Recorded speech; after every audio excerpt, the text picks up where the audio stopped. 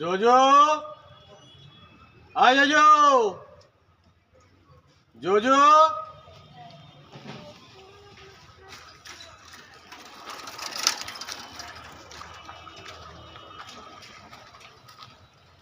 এইটা আমার শ্বশুর বাড়ি।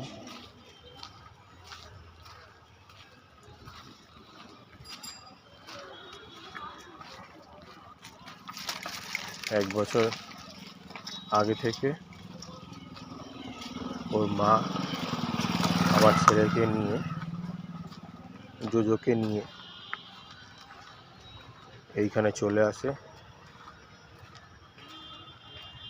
2-3 বছর একটি স্যারের কাছে পড়েছিল,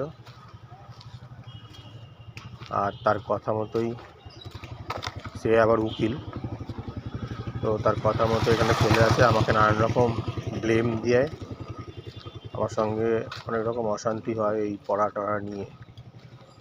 12 বছর ধরে আমি ওকে পড়িয়েছি, কিন্তু কোনো সময়